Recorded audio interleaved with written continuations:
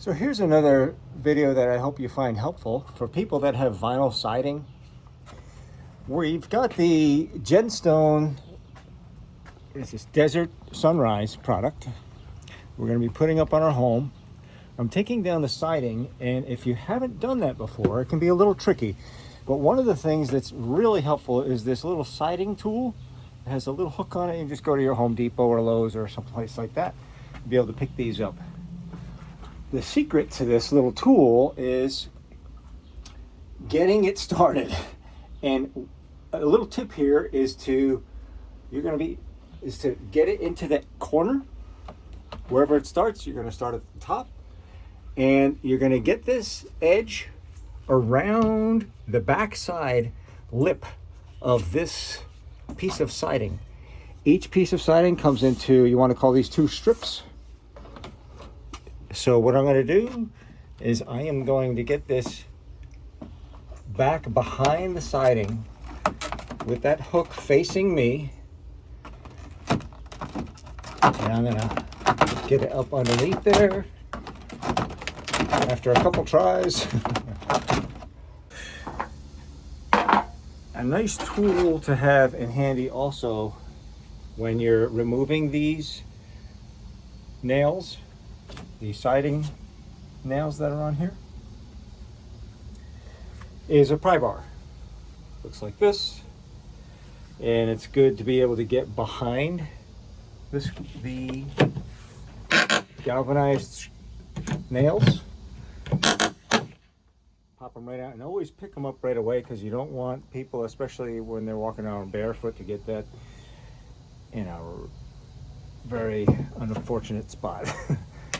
So you want to be careful doing that. Also, for tighter areas, somebody at the hardware store might know this as a monkey paw. So it's a smaller version of a pry bar, but it can get into tight spaces, and it's just a miniature version of your pry bar.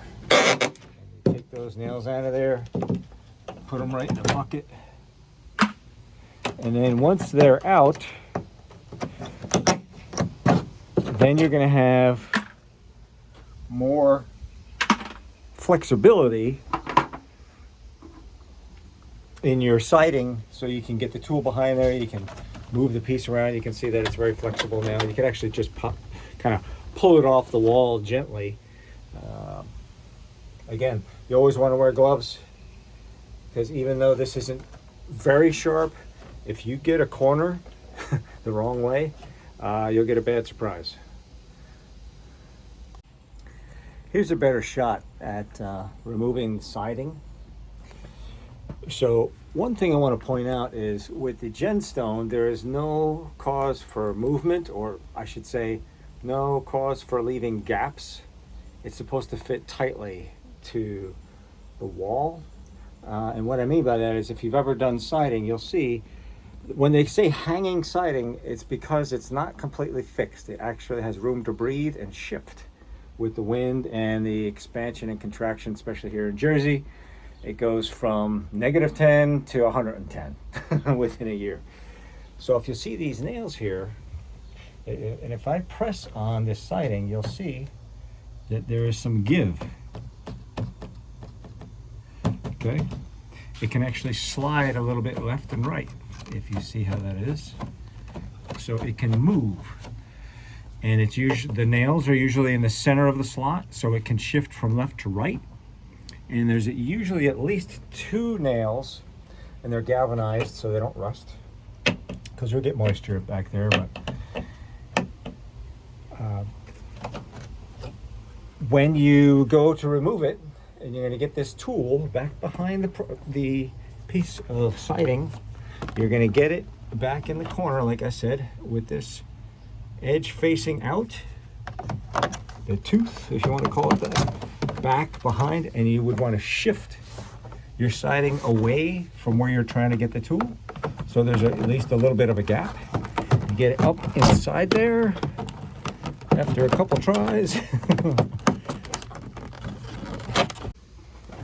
And so you get your tool under there, and you just run it across the siding, and you just pull out, down and out. And look at that, it just kind of came pretty easily, and slowly lift it up, and just pop that piece right out. You can just kind of pull it right off the wall. It's pretty flexible at that point, and it comes right out. The longer the piece, the more flexibility you're usually going to have. I hope you find that helpful.